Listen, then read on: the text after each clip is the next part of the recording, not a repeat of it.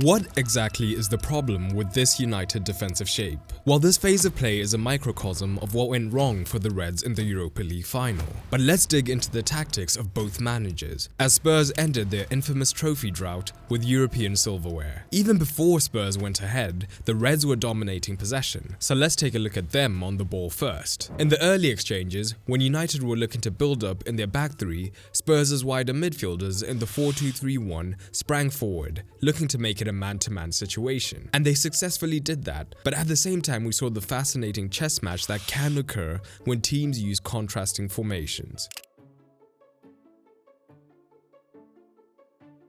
Spurs' wide men were dragged infield, while United still had potentially two men out wide against the remaining one on either side. How would Spurs respond? The answer was completely differently on either side. Down the right-hand side, initially when Diallo was beginning more centrally, Bissouma was happy to cover the United man. But for the majority of the match, Diallo began to hug the touchline earlier and earlier, making it risky for Spurs' deepest midfielder to be dragged completely out of position. So instead, they relied on the fullbacks to be aggressive in pushing up on Mazraoui, with the centre-back Van de Ven being dragged across as a result.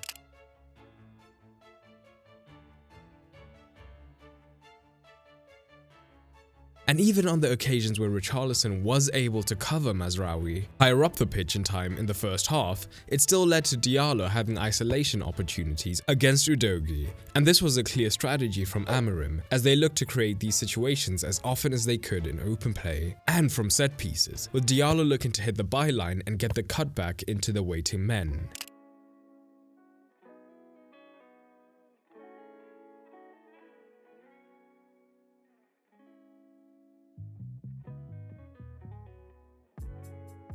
The strategy was having enough success that Mazraoui began to push up earlier and earlier, often in advance of Diallo, to create even more defensive uncertainty. As if Udogie followed him, Diallo was unmarked and could get ahead of steam as he entered the box. But at the same time, if Udogie followed, there was still the opportunity for the isolation, and either Bissouma or Van de Ven would be dragged out to a more vulnerable wide area if they did watch the man. But as the game went on, this became less of an issue for Spurs, as they got more and more conservative, having taken a lead, with Richarlison showing his workhorse side, happy to allow Yoro to have time and space on the ball, instead opting to deal with the Diallo-Mazraoui threat in deeper zones. Spurs approached handling the wide threat differently down their own right-hand side. Similarly, Johnson could get caught pressing Luke Shaw narrow, but whereas Udogie was hesitant to join the press, down the Spurs' right, Porro, for the most part, was aggressive in backing it up, pushing up early onto Dorgu.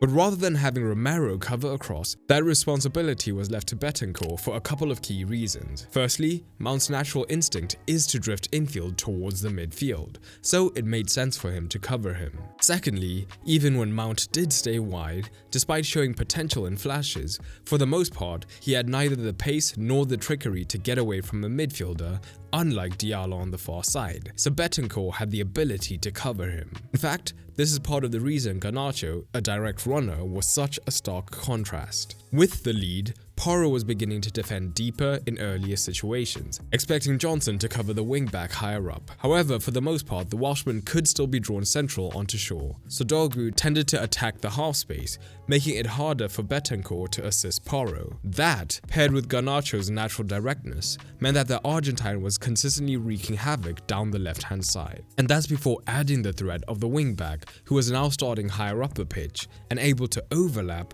or underlap and become a much more dangerous runner.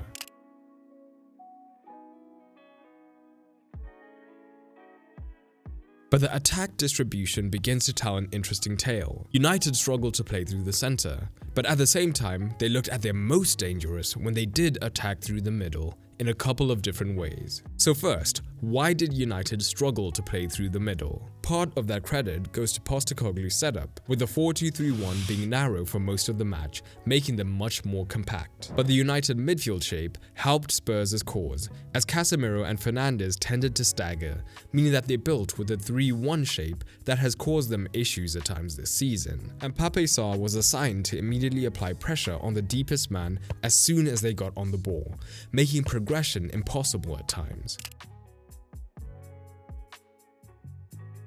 In fact, of the United players to complete 90 minutes, only Onana had less touches than Casemiro. So where did the central threat come from? Well, a major source was Fernandes. As discussed, Diallo consistently hugged the touchline, drawing either Udogie or Van der Ven wide, depending on the Spurs' pressing shape. And this created room in the half space for Fernandes from his higher up position to look to move into and play the cross.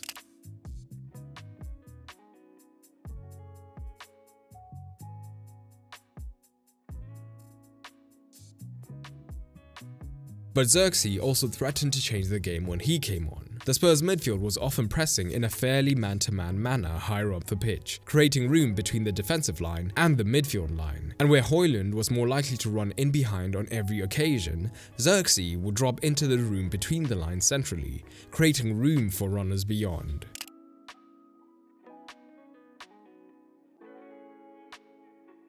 And we see a lot of that here, as Udogie is dragged wide to Diallo, and Fernandes is in advance of Casemiro, and this time it's Mazraoui attacking the half space. Xerxes draws Romero, making room for Fernandes to make the run into the box, but to no avail. Following this warning shot, Spurs sat even deeper, no longer having the ability to hold the ball up as they held on for the win. Champion Spurs only had 27% of the ball, but what did they do when they did have the ball? Postecoglou was a little more conservative than we've seen in prior times, with no inversion from the fullbacks. And initially, it did look like the formations would naturally mean that Spurs would have the overload in the midfield, but United tweaked their defensive shape. Dorgu pushed high upfield, ready to press Porro, and more importantly allowing Mount to tuck into the midfield, making it more of a man-to-man situation centrally. And while this worked for the most part, there were still times when Mount was caught wider. But the crux of the issue came down to what this man was being asked to do. While Fernandes can absolutely play deeper,